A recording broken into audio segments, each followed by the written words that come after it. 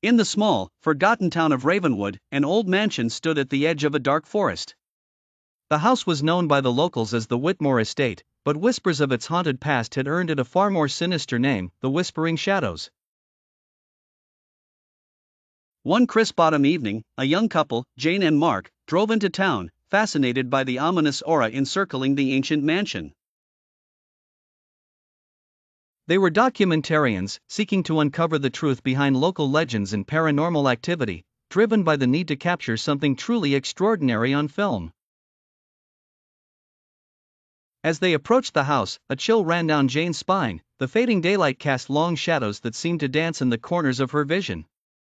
Inside, the air was heavy with a musty scent, and the wooden floors creaked under their feet.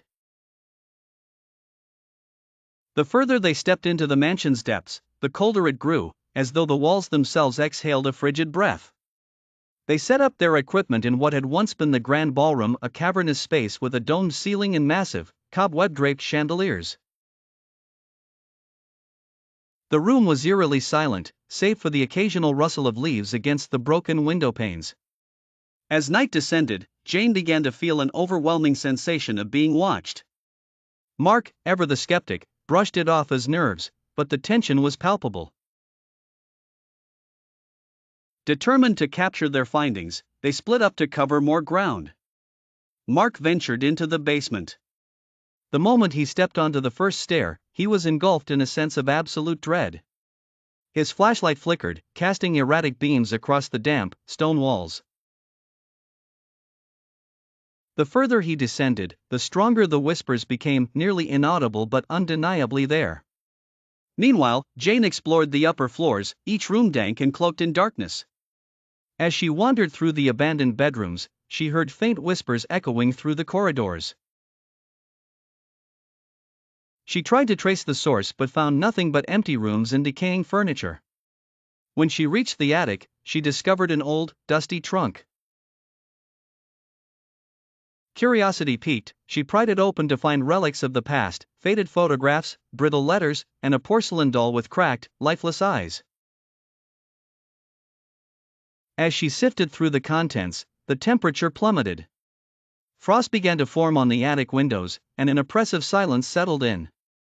In the basement, Mark's flashlight died completely. Plunged into darkness, he fumbled for his phone but felt icy fingers clasp around his wrist. His scream echoed through the mansion, reaching Jane's ears and filling her with terror.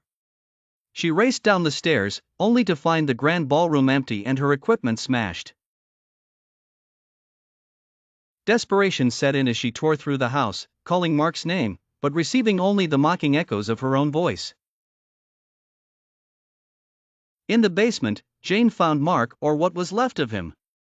His eyes were wide with terror, and his body rigid, as if frozen in his final moments of fear. Above him, the shadows seemed to writhe and whisper, their voices forming a chilling chorus. The realization hit her like a physical blow. The whispering shadows were not mere legends. They were real, and they had claimed another pair of victims for their dark gallery. Jane's scream joined Mark's in the haunting symphony that echoed through the Whitmore estate, forever amplifying the eerie whispers that warned all who dared to enter.